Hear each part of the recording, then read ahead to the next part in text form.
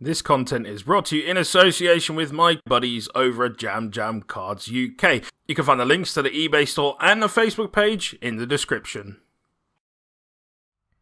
Hi guys, it's Joe here from Rufioh. Welcome to the channel. Yes, this is a bit of an unusual, unscheduled upload. Actually, my second for the day, which isn't something that I'd normally do. Of course, as Konami always does, they always release their ban list when I've already uploaded for the day. Classic. So here we are again, doing a bit of a ban list review, I guess you could say. Fortunately, I actually released my wish list last week, and pretty much none of it's come true.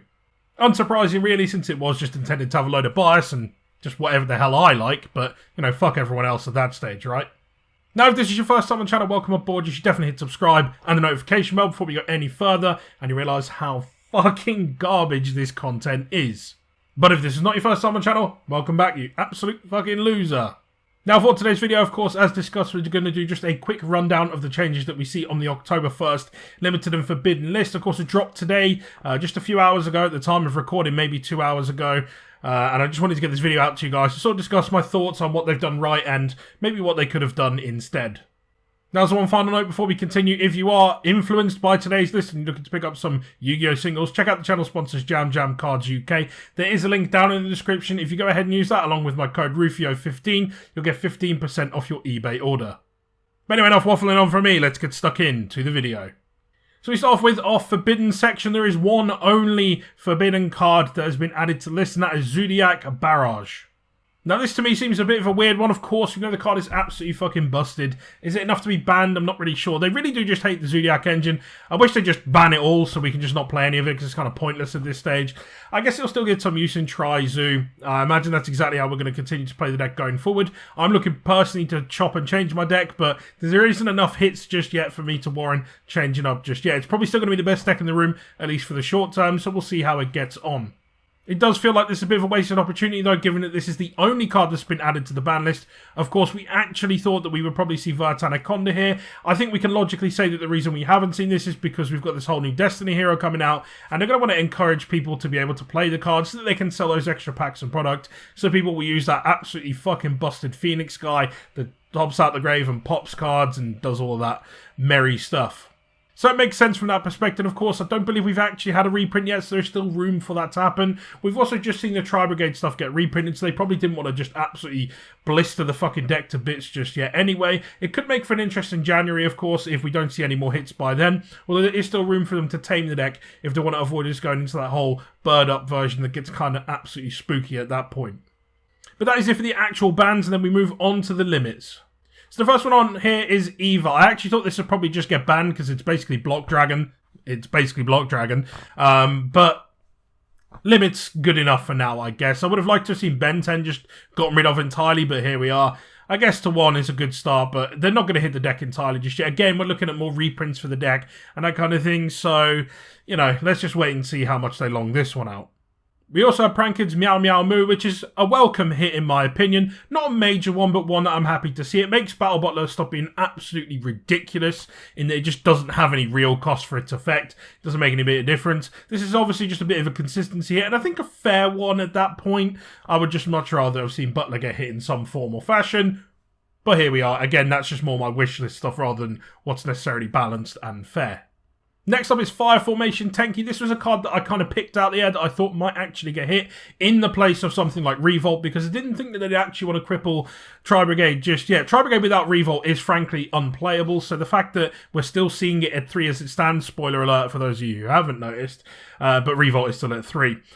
So I did think that Tenki might be the other hit. Of course, this is a card that's not just been employed by Tri-Zoo. We've seen it in the past with Lunalight amongst other decks, so it's not really surprising that we've seen it finally get hit in some capacity. The card is actually very, very strong. I think it's kind of sad that it's been the one that's had to make way, but of course they're not going to cripple the deck just yet. They still need to sell those reprints. And that does round up our limits. Again, there's arguments for cards that I would have liked to have seen come off the list. We haven't really seen any of that, which is a bit unfortunate. I think this would have been a really good opportunity. While events aren't back in person just yet, we've still got time to try things out. I would have thought this was a great opportunity to do so, but we haven't seen it.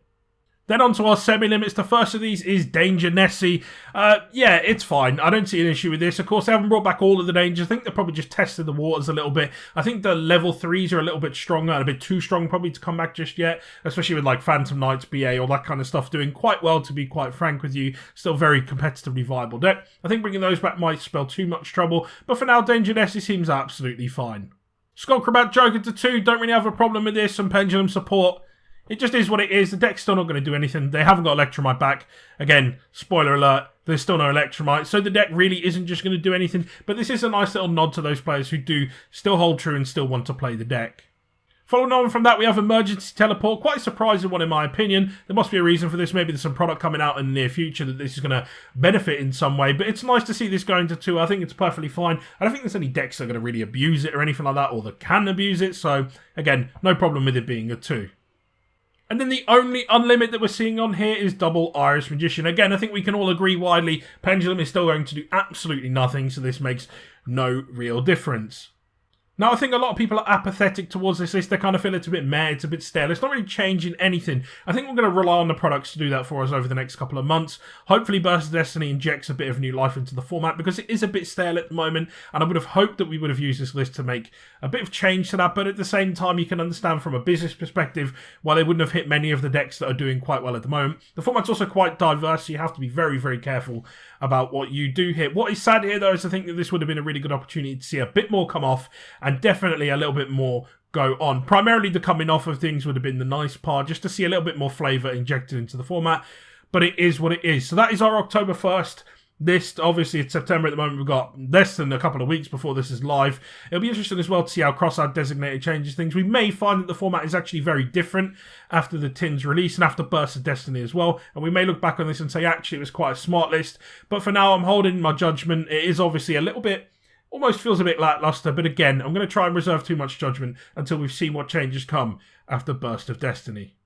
But that is all for today's video. Thank you very much for coming along. Hopefully you found this somewhat informative, or some food for thought for you guys, I guess is a lack of a better phrase. Again, I'm kind of tired. I've just come in from work. I'm just talking absolute nonsense. Now, if you made it this far into the video, hopefully you've enjoyed it enough to hit subscribe, or at least hate it enough that you couldn't possibly look away. Either way, make sure you smash that red button. Make sure you hit the bell icon so you don't miss out on any of my uploads. And I'll see you in the next one.